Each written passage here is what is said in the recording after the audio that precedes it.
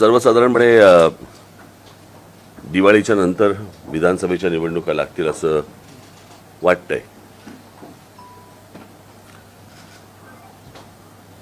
एवढ्यासाठीच बोललो कारण जोपर्यंत आचारसंहिता लागत नाही तोपर्यंत काही खात्री नाही.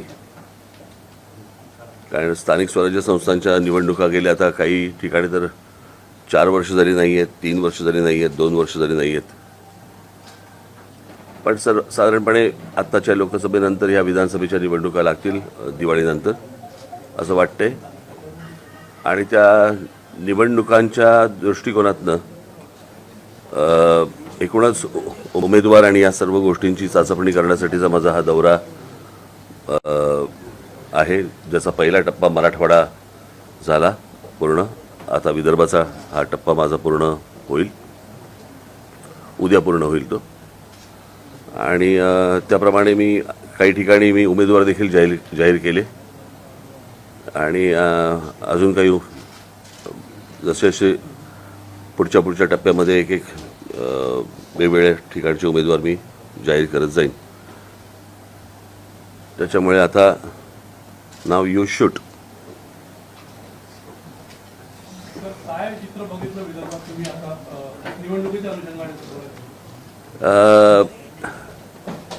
खरं सांगायचं म्हणजे मी अशा प्रकारची महाराष्ट्राची परिस्थिती आजपर्यंत कधी पाहिलेली नव्हती. माझ्या गुढीपाडव्याच्या मेळाव्यामध्ये मी सांगितलं होतं की जशा अशा निवडणुका जवळ येतील तशा तशा युती असो, आघाडी असो, काही असो, आम्ही त्यात येत नाही. पण त्यांच्याकडे इतक्या हाणामाऱ्या सुरू होतील तिकीट वाटपावरनं की ते सगळे पक्ष बेजार होतील. त्याची एक झलक मला असं वाटतं आपण लोकसभेच्या वेळेला थोडीशी पाहिली सगळ्यांनी. पण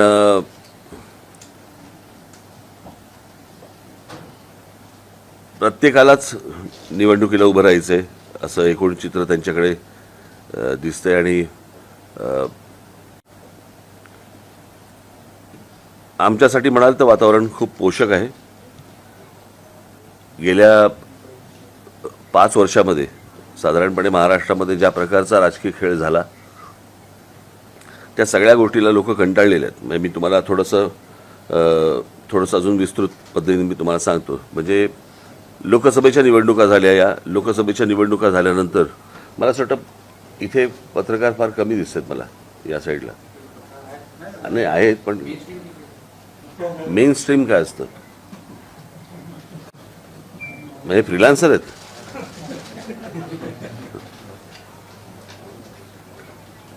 लोकसभेच्या निवडणुका झाल्या आणि त्या लोकसभेच्या निवडणुकीच्या वेळेला माझ्या डोळ्यावरती फ्लॅश मारू नको रे,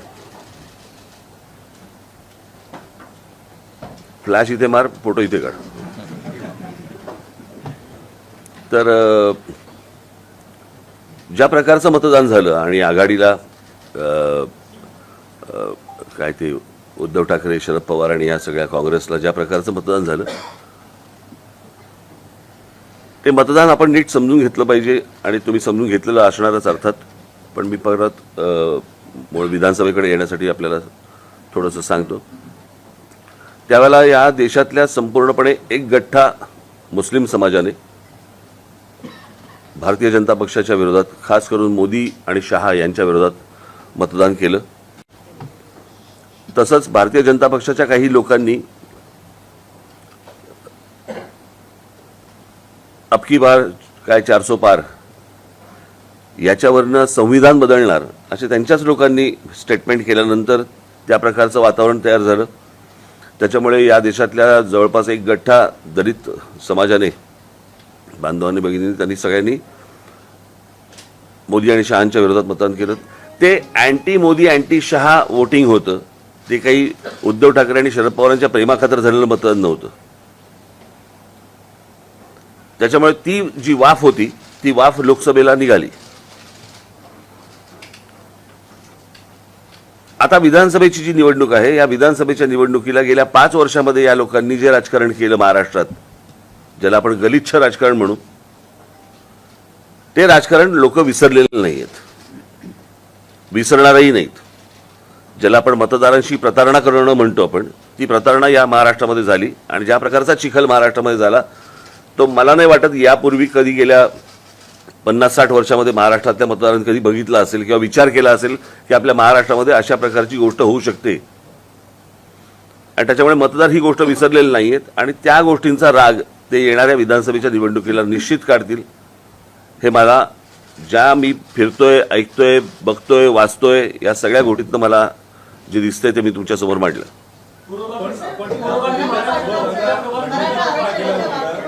इतर पक्षांची काही लोक आपल्याकडे मला माहिती तुम्हाला काय पाहिजे. हां, आपण नंतर येऊ त्याच्यावर. पूर्वगामी महाराष्ट्राचा उलटा प्रवास सुरू झाला असं वाटतं का? निश्चित. कोणत्या घटनांमध्ये जी जास्त जाणवते? जातीयवाद. पहिली गोष्ट म्हणजे फोडाफोडीचं राजकारण. कळलं का? या सगळ्या गोष्टींना मी माझ्या जाहीर सभांमधून पण बोललो. या सगळ्या गोष्टींना कारणीभूत हे फक्त एकटे शरद पवार आहेत. कारण या शरद पवारांनी या गोष्टींची सुरुवात महाराष्ट्रामध्ये केली. म्हणजे जेव्हा पुलोत्स्थापन झालं तेव्हापासून जर समजा आपण बघितलं तर तेव्हापासून म्हणजे 78ला पुलोत्स्थापन होणं, 78ला सरकार येणं, बरोबर. त्याच्यानंतर ते 80ला गेले. पुन्हा आल्यानंतर त्यांनी 91ला शिवसेनेचे आमदार फोडले, छगन भुजबळ वगैरे. पुन्हा फोडाफोडीचं राजकारण केलं. त्याच्यानंतर परत मग मला असं वाटतं पुढचं कोण होतं, अनेक अशी लोक जे फोडत गेले. मग गणेश नाईक फोडले, मग नारायण राणे गेले. या सगळ्या गोष्टी, हे सगळं राजकारण शरद पवारांनी सुरू केलं महाराष्ट्रामध्ये. आणि त्याच्यानंतर जातीचं विष देखील त्यांनीच घालवलं. म्हणजे 99 साली ज्यावेळेला राष्ट्रवादी काँग्रेसचा ज्यावेळेला जन्म झाला त्या जन्मानंतर जर समजा तुम्ही महाराष्ट्र बघा आणि त्याच्या अगोदरचा महाराष्ट्र बघा तुम्ही, कधी महापुरुषांची विभागणी कधी जातींमध्ये झाली नव्हती. कधी आमच्या संतांची विभागणी कधी आडनावांनी कधी ओळखली जात नव्हती. जातीमध्ये बघितलं जात नव्हतं. संत आपल्याकडे संत म्हणूनच बघितलं जायचं. या सगळ्या गोष्टी ज्या सुरू झाल्या ह्या राष्ट्रवादी काँग्रेसच्या जन्मानंतर सुरू झाल्या. आणि असा महाराष्ट्र हा याच्या अगोदर कधीच नव्हता. त्याच्यामुळे हे जे जातीचं जे विष पसरवलं गेलं हे मला असं वाटतं 99 सालापासून महाराष्ट्रामध्ये सुरुवात झाली या गोष्टींची. भारतीय जनता पक्ष त्यांच्या पावलावर बोट टाकतं वाटतं. कसं होतं, आता प्रत्येकाला राजकारण करायचं म्हटल्यानंतर हे चालतंय तर नाणं ते चालवून घ्या. पण मला असं वाटतं, मी दरवेळेला सांगत आलो की हे सर्वांनी मिळून बंद केलं पाहिजे. कारण हा विषय फक्त काय राजकारण विधानसभा लोकसभेपुरता नाही, हा घराघरात शिरलेला विषय. म्हणजे मध्यंतरी आपल्याच मार्फत मी कुठची एक क्लिप बघितली ज्याच्यामध्ये लहान लहान मुली सांगत होत्या की आम्ही काय ओबीसी समाजातले आहोत आणि मराठा समाजातल्या मुली आता आमच्या मैत्रिणी आमच्याशी बोलत नाहीत किंवा आम्ही त्यांच्याशी बोलत नाही, आम्ही घरी जाणं सोडून दिलं. हे असलं घाणेरडं वातावरण कधी महाराष्ट्रात नव्हतं. हे सगळं सुरू झालं तेव्हापासून.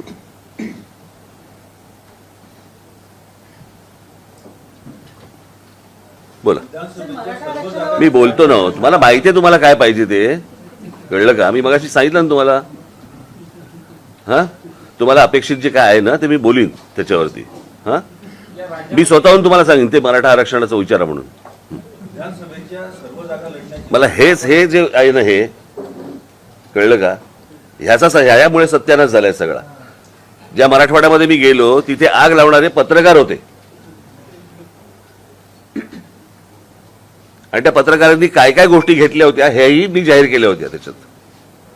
त्याच्यामुळे हे शांत व्हावं याच्यासाठी कोणी प्रयत्न नाही करत आहेत. अजून आग कशी लागेल याच्यासाठीच जास्ती प्रयत्न सुरू आहेत. तुम्ही बोलले की तुमच्यासाठी पोस्ट एकच मिनिट थांबतात, त्यांना काहीतरी प्रश्न विचारायचे. सर्व जागा लढण्याची घोषणा म्हणजे माझी मान.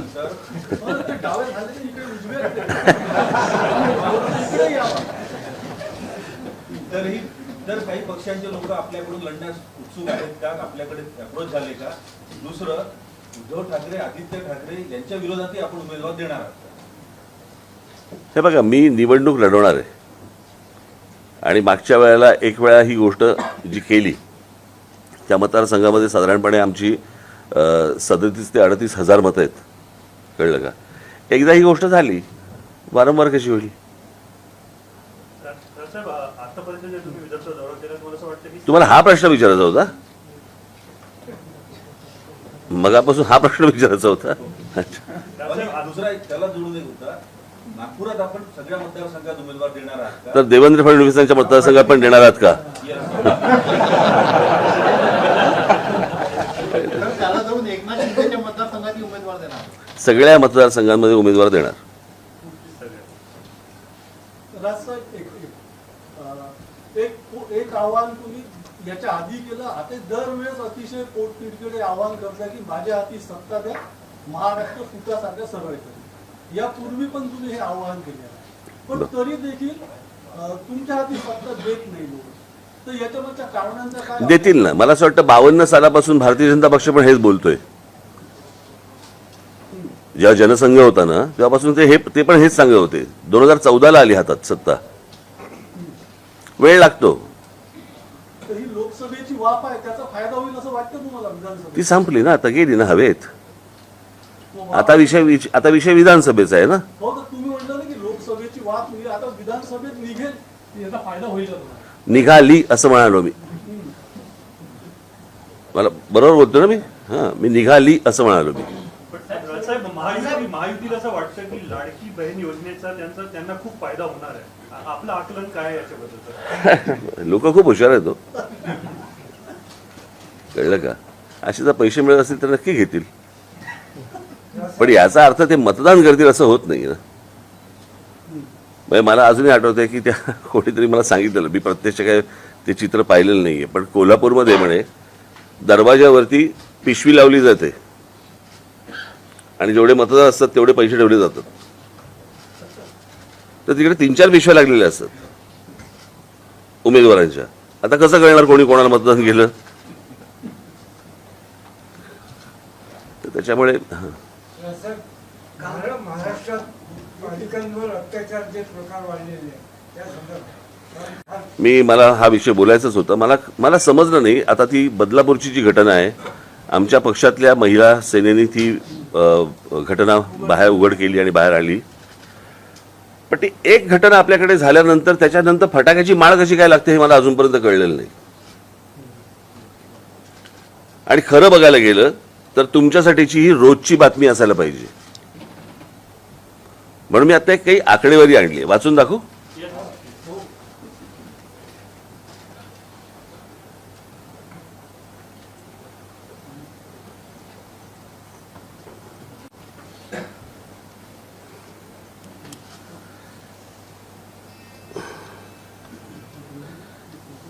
ही माहिती आहे नॅशनल क्राईम रेकॉर्ड्स ब्युरोची.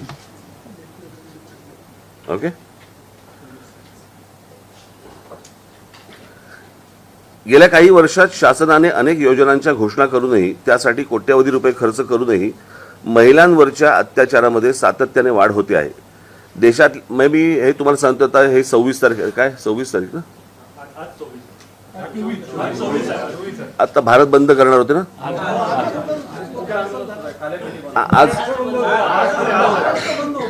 आज हा महाराष्ट्र बंद केले होता. तर ज्यांनी हाक दिली ना त्यांच्यासाठी पण आहे आणि अत्याचारांसाठी पण आहे. महिलांवरती अत्याचारामध्ये सातत्याने वाढ होते आहे. देशातल्या सर्वात प्रगत राज्याची राजधानी मुंबईमध्येही आज महिला आणि मुलींना सुरक्षित वाटत नाही. आकडेवारी इतकी वाढते आहे की आपल्या राज्याची तुलना ही सतत उत्तर प्रदेश आणि बिहारशी केली जात आहे. 2023-24च्या आकडेवारीनुसार राज्यात महिला तरुणींचा विनयभंग आणि छेडछाडीचे सर्वाधिक गुन्हे मुंबईत नोंदवले गेले आहेत. त्यापाठोपाठ पुणे आणि नागपूर शहराचा क्रमांक आहे. यामध्ये समाज माध्यमांवरून होणाऱ्या प्रकरणांचाही समावेश आहे. आता इथे खाली त्यांनी डेटा दिलेला आहे. महाराष्ट्रात महिलांवर होणाऱ्या अत्याचाराचा वाढता आलेख. अत्याचार कोणकोणते? तर बलात्कार, अपहरण, हुंडाबळी, नातलगांकडून होणारे अत्याचार, विनयभंग, लैंगिक अत्याचार, ट्रॅफिकिंग म्हणजे अनैतिक व्यापार आणि इतर. याच्यामध्ये 2017 या वर्षात महाराष्ट्रामध्ये 4320 बलात्कार झालेत. 2018 मध्ये 4974 बलात्कार झालेत. 2019 5412 बलात्कार झालेले. 2020 हे कधी लागलं आपल्याकडे लॉकडाऊन? मार्च 20 2020 2020 मध्ये 4846 बलात्कार आहेत. 2021 5954, 2022 7084 आणि 2023 7521 एवढी बलात्काराची प्रकरणांची नोंद पोलीस स्टेशनला आहे.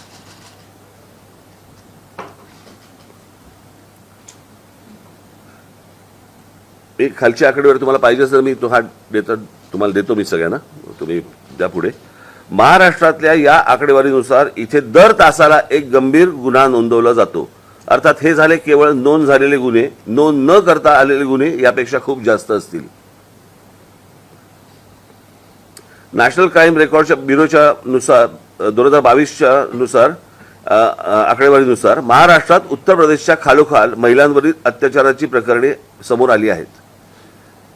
महाराष्ट्रात 2019 ते 2021 या कालावधीत 18 वर्षे आणि त्याहूनही अधिक वयाच्या महिला बेपत्ता झाल्याची 1,0842 प्रकरणे आहेत. शहाजी जगताप यांनी ही जनहित याचिका मुंबई हायकोर्टात दाखल केली होती. या याचिकेच्या सुनावणी दरम्यान ही आकडेवारी समोर आली. बीड आणि सांगली, आता गंमत बघा, बीड आणि सांगली येथील महिला ऊसतोड कामगारांच्या नकळत गर्भाशये काढली जायची अनेक प्रकरणे समोर आली आहेत. कामामध्ये सुट्ट्या पडू नयेत म्हणून त्यांच्या आरोग्याशी असा खेळ सुरू आहे या 2 जिल्ह्यांमध्ये.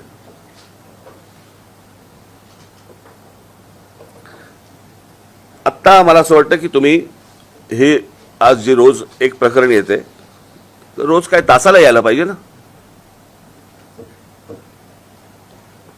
म्हणजे महाराष्ट्रामध्ये प्रत्येक पोलीस स्टेशनला किती अशा प्रकारचे गुन्हे दाखल होत आहेत.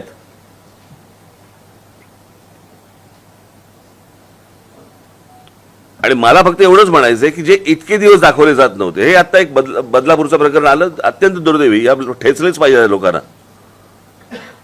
आणि ह्याचं कारण आपल्याकडे अजून कठोर शासन किंवा कठोर कायदा या बाबतीत होत नाही म्हणून.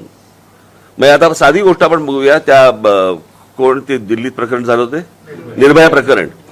त्या निर्भया प्रकरणामध्ये त्या लोकांना कोण कळले, कशा प्रकारचा बलात्कार झाला हेही कळलं, किती निघून प्रकारे झाला, त्याला फाशी कधी झाली, किती वर्षांनी झाली. आता एवढा जर समजा एका केसला जर डिले होत असेल, यांचं काय करायचं मला जरा सांगा.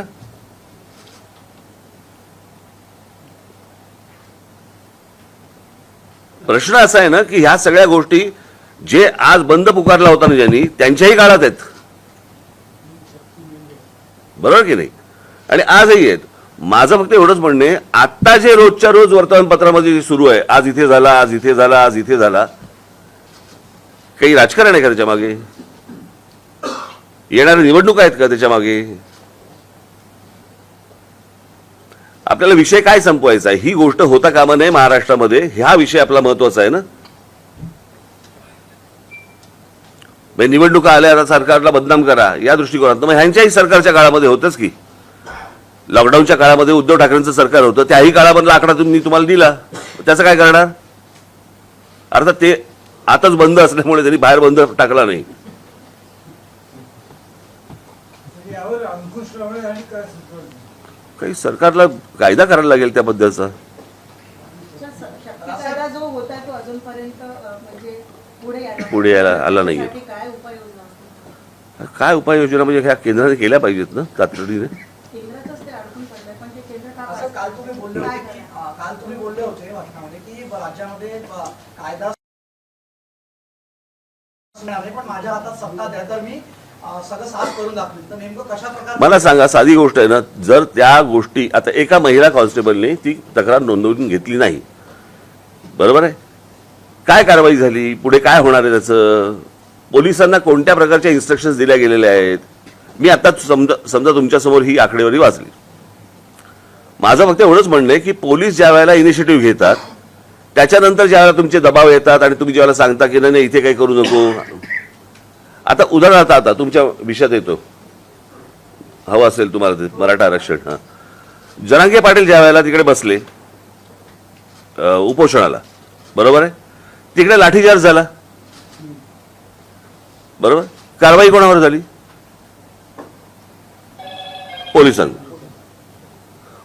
पोलिसांना सुचलं लाठीचार्ज करावा.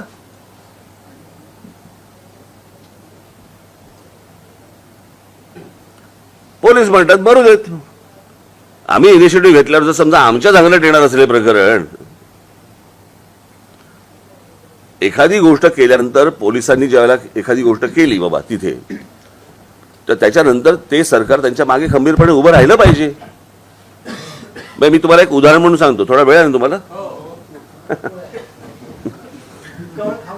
मी एकदा लंडनला गेलो असताना मी विमानतळावरती लँड झालो आणि माझ्या मोबाईलवरती सतत माझ्या पत्नीचे मेसेज यायला लागले, कॉल मी अर्जंट, कॉल मी अर्जंट. मला कळलं नाही.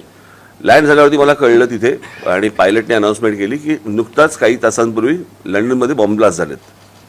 तो बसचा झाला होता माहिती तुम्हाला? बसमध्ये ब्लास्ट झाला होता आणि टनेल काही त्यांच्या ट्यूबमध्ये झाला होता. ते करताना पोलिसांचं यंत्रणा सुरू झाली तिकडे आणि त्यांनी सर्च सुरू केला. त्याच्यात एक निरपराध माणूस पोलिसांकडनं चुकून मारला गेला. त्याच्यावरती पोलिसांकडनं फक्त एवढीच रिॲक्शन होती, सॉरी. पुढे काही नाही झालं, त्याचं राजकारण नाही झालं पुढे. एखादी गोष्ट त्यांच्याकडनं घडू शकते, पण ज्यावेळेला तुम्ही त्यांना फ्री हँड, सगळ्या गोष्टी माहिती असतात त्यांना, प्रत्येक गोष्ट माहिती असते. म्हणजे इथे आजपर्यंत महाराष्ट्रामध्ये काय किंवा देशामध्ये जो कोणी गृहमंत्री आलाय त्याला शून्य माहिती असते कुठे काय चाललंय आणि कुठे काय होतंय ते. पण पोलिसांना या सगळ्या गोष्टी माहिती असतात. सरकारने इनिशिएटिव्ह घेऊन जर समजा त्यांना पुढे सांगितलं की करा, म्हणजे तुम्ही जे मगाशी म्हटलात ना माझ्या बाबतीत, करा सांगितलं, साफ करून ठेवतील सगळं. इतकी मुंबई महाराष्ट्र पोलिसांमध्ये ताकद आहे. आपण त्यांना जर समजा त्यांच्या पायात बेड्या घातल्या आणि सांगितलं की आता धावा म्हणून, कसे धावतील? सध्याच्या सरकारमध्ये ते होत आहे. सध्या कशाला पाहिजे? गेल्या सगळ्याच सरकारांमध्ये झालं ना ते. बोला कोणाचं काय करायचं? हे घेऊन बसलेत ते आपल्या, काय करायचं त्यांचं? काय करायचं त्यांचं? आंदोलन जे करतात आहे त्यांचा सपोर्ट मिळणार का मराठा आरक्षणाला? कोणाला सपोर्ट मिळणार? आपल्या युतीला, आपल्या मनसेला त्यांचा सपोर्ट मिळेल. काय म्हणून देतील ते? माझ्या संकल्पना सगळ्या वेगळ्या आहेत या बाबतीतल्या, ज्या माझ्या मांडून झालेल्या आहेत आणि त्या मी पब्लिकली मांडल्या आहेत, प्रेस कॉन्फरन्स घेऊन मांडलेल्या आहेत. त्या मला असं वाटतं तुमच्यापर्यंत आल्या असतील. वातावरण आहे, तुम्हाला वाटतं की मनसेची त्या लेवलला बांधणी आहे किंवा काही भागामध्ये आपल्याला गरज आहे आणखी मजबूत बांधणी करण्याची? आहेच ना, सगळेच जण हळूहळू पसरतात. अनेक भागांमध्ये महाराष्ट्र, नाही रे बाबा मला हिंदी माझं, अरे नाही रे बाबा नको. तुम्ही नेहमीच म्हटलंय की फ्री वाटपचं राजकारण तुम्ही करत नाही. मागच्या वेळी तुम्ही नागपूर झाला, तुम्ही म्हटलं की फ्री वीज, फ्री हे ते तुम्हाला पटत नाही, कमी दरात द्या पण फ्री नको द्या तुम्ही म्हटलं. माझा प्रश्न असा की आता लाडकी बहीण म्हणजे असे बरेच स्कीम चालले, जर तुमच्या हातात सत्ता आली तर तुमचा काय? नाही, मला असं वाटतं तुम्ही लोकांना अशा प्रकारे ढिले करून चालणार नाही. लोकांना कामाला लावा ना. लोक कामं मागतायत ना, फुकटचे पैसे नाही मागत आहेत. शेतकरी फुकटची वीज नाही मागत आहे, त्या विजेमध्ये खंड नको एवढंच तो मागतोय. तुम्ही पहिल्यांदा ह्या लोकांच्या मागण्या तर समजून घ्या. तुम्हाला बरं फ्री म्हणजे कोणाचं आहे? ते लोकांचं आहे. आता जे पैसे दिले जात आहे तो लोकांचा टॅक्स आहे ना.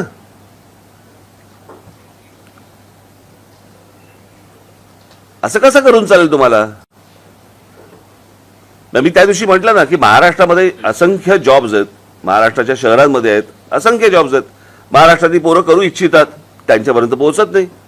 बाहेरच्या राज्यात कळतं की आमच्याकडे टॅक्सी आणि रिक्षांची परवाने दिली जात आहेत आणि महाराष्ट्रात कळत नाही. ही कुठची पद्धत? फायनान्शियली धोकादायक आहे महाराष्ट्रासाठी, म्हणजे ते आपण कोणाहीसाठी धोकादायक आहे ते. शेतात काम तर करून लाडकी लोकांना लाडकी- लाडकी बहीण जी आली ते मध्य प्रदेशचं मॉडेल डोळ्यात पुढे ठेवून आली आहे. तिथे यश मिळालं तर त्याच धर्तीवर इथे पण मिळेल असं दाखवली केलं जात आहे की नाही नाही बघा, त्या सगळ्या गोष्टींचं त्याला एकच कारण नसतं. म्हणजे मध्य प्रदेशामध्ये यश मिळालं काय फक्त त्या लाडक्या बहिणी योजनेमुळे नसेल मिळालं, त्याला अनेक कारणं असतील, अनेक विविध कारणं असतील, त्याला ती पण तपासली पाहिजेत ना. ते सगळं यश आणायचं आणि एका योजनेवर टाकायचं असं थोडी असतं. हे तुम्ही जे म्हणलं की आता लहान मुलांमध्ये तुमचं विचारून झालं तर एकदा.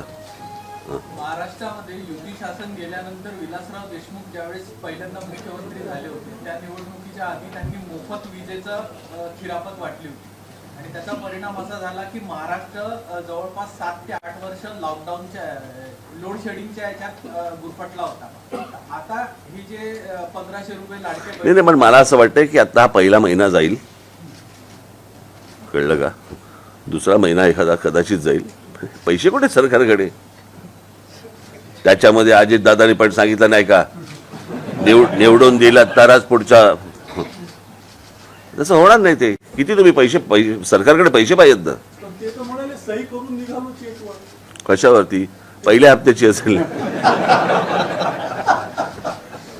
ते राष्ट्रात तुम्ही तुम्ही म्हणजे महायुतीची जी सभा झाली होती मोदींच्या आधी तुमचं नाटक झालं होतं, तर तुम्ही 5 मागण्या केल्या होत्या तुमच्याकडे प्रमुख म्हणजे त्या अभिजात दर्जापासून तर रेल्वे, तर त्याच्या पाठपुराव्यासाठी काय म्हणजे अजून मी भेटणार आहे त्यांना आता. मी आता भेटणार जाऊन. हां, दिल्लीचं. राजसाहेब, मनसे विधानसभेच्या निवडणुकीमध्ये स्वतंत्र लढणार की मित्र पक्ष म्हणून कुणाला सोबत घेण्याचा विचार करता? नाही, स्वतंत्र साहेब हिंदीत घ्या ना. नाही हो नाही.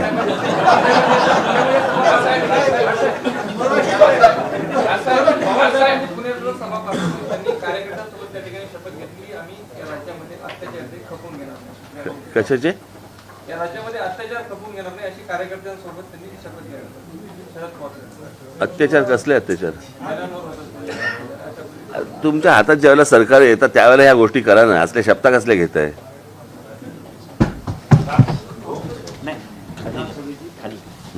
साहेब, आपण म्हणाले की आता सध्या महायुती असो तो महाविकास आघाडी असो हे तुमचे संपले असतील तर गप्पा तरी मारा रे. प्रश्न हां चिखल झालाय म्हटलं, पण या चिखलातून बाहेर पडून जर काही उमेदवार आले ते आपल्या पक्षाकडे आले तर आपण त्यांना संधी देणार आहोत. इच्छा आहे. नाही, माझी नाही. हां, मग महाराष्ट्रात, विदर्भात, विशेषतः नागपुरामध्ये आपला महाराष्ट्र नवनिर्माण सेना अधिक मजबूत आणि बळकट व्हावी याकरता म्हणून आपण फार कमी येत असता. मात्र जे आपले जे मोठे जे अधिकारी आहेत त्यांचं वारंवार येणं हे कुठेतरी मी तुम्हाला आत्ता माझ्या पदाधिकाऱ्यांशी बोलवत होती. एक गोष्ट तुम्हाला थोडक्यात सांगतो. साधारणपणे 1925 साली RSSची स्थापना झाली, बरोबर. 52 साली जनसंघ स्थापन झाला. परंतु या विदर्भामध्ये किंवा बाकी महाराष्ट्रामध्ये अख्ख्या काँग्रेस एक काँग्रेसच होती ना. नागपुरात हेडक्वार्टर आहे. त्या नागपुरामध्ये भारतीय जनता पक्षाला जम बसवायला किती वर्ष गेली हो. तुम्ही कधीतरी राजकीय पक्षांचं अनालिसिस करून माझ्याशी बोलणार आहात की नाही बोलणार आहात? ते तुम्ही वारंवार यावं अशी इच्छा आहे त्याच्यात. हा? तुम्ही वारंवार यावं, भेटत राहावं अशी इच्छा आहे. मग मला हे प्रश्न विचारू नका ना फालतू. त्याला काय अर्थ नाही ना. मी येत जाईन, भेटत जाईन, आपण खायला जाऊ, बाहेर जेवायला जाऊ. कालच मी वडापाव खाल्ला ना. कालच खाल्लाय. हा, लोकांना महाराष्ट्र नवनिर्माण सेनेतर्फे खूप अपेक्षा आहे इतर पक्षांच्या तुलनेत. आणि त्यांना करा मतदान. माझ्याकडे फक्त अपेक्षा ठेवा. राजसाहेब, जेव्हा तुम्ही तिकीटचं वाटप करणार काय तुम्ही मनात काय असं ठरलं की महिलांना आपण तिकीट द्यावं असं तुमचा काही असं आहे का? नाही, असं काही नाहीये. असं काही नाहीये. पण महिलांना जास्तीत जास्त जागा जिथे असेल ना, निवडून येण्यासारखं असेल तिकडे ह्या निश्चित गोष्टी करू. म्हणजे त्याचा काय प्रश्नच येतो. हां, 288 ज्या सीट्स आहेत विधानसभेच्या आता तुमचं सगळं सुरू आहे अभ्यास केल्यापाहिजे. किती सीट्स तुम्ही लढणार? आणि बघा मी तुम्हाला सांगतो 2009 साली आम्ही जवळपास 230 ते 240 जागा आम्ही लढवल्या होत्या. आणि 2009ला साधारणपणे यावेळेलाही आम्ही साधारणपणे 250 च्या आसपास आम्ही जागा लढवू. काल तुम्ही 200 सव्वा 200च्या आसपास. तुम्ही असं म्हणाले की काही ठिकाणी तुम्हाला स्ट्रेन जाणवतात आहे, तर अशा किती जागा असतील की जिथे तुम्हाला म्हणजे यू आर फुल कॉन्फिडंट?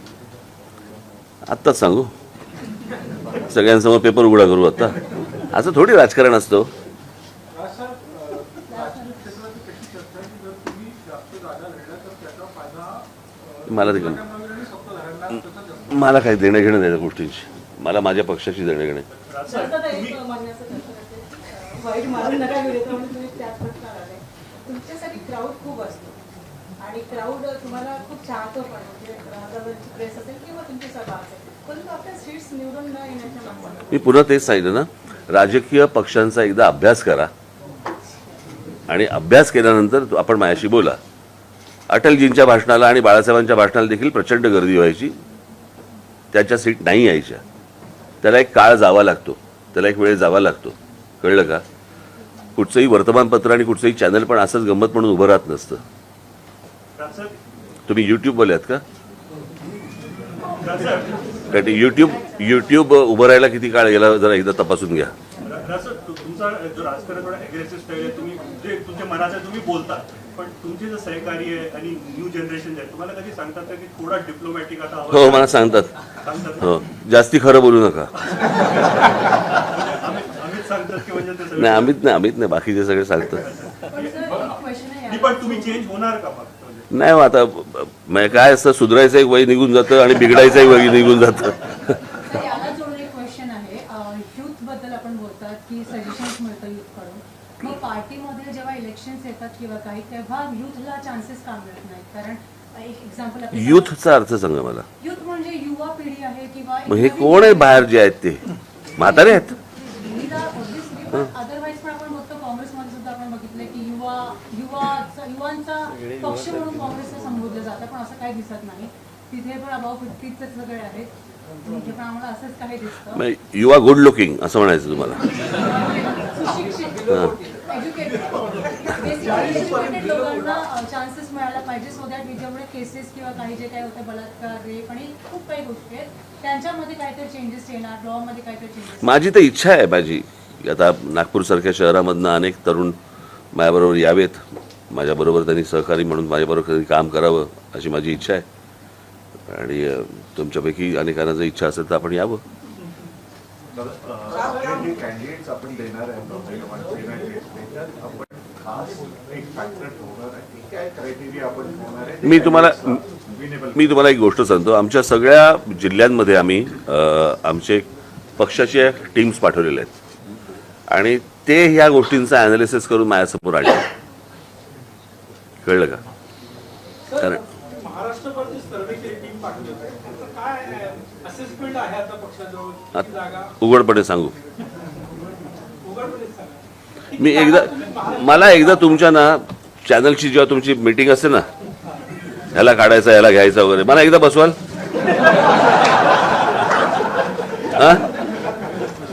अंतर्गत गोष्टी सांगायच्या सगळ्या तुम्हाला. चला आता बस झाली.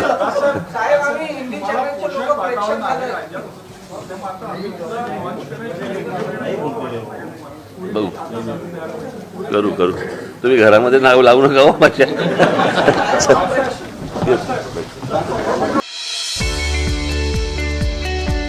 25 वर्षांचा प्रदीर्घ अनुभव व अत्याधुनिक तंत्रज्ञान यांनी सुसज्ज असे पुण्यातील आकाश आय क्लिनिक व लेझर सेंटर. रोबोटिक पद्धतीने वेदनारहित मोतीबिंदू शस्त्रक्रिया, तेही विना टाका व विना इंजेक्शन. मेडिक्लेमची सुविधा व सेम डे डिस्चार्ज. लेसिक लेझरने चष्म्यापासून कायमची मुक्ती फक्त 10 मिनिटात. काचबिंदू, रेटिना, ड्राय आय, मायोपिया अशा अनेक डोळ्यांच्या विकारांवर उपचार म्हणजेच आकाश आय क्लिनिक आणि laser centre.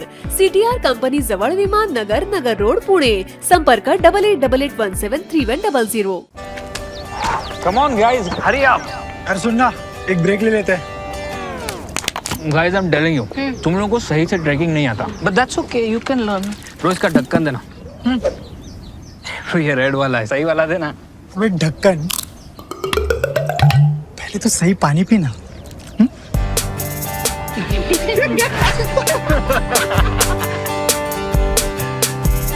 Manikchand Oxyrich, proudly Indian.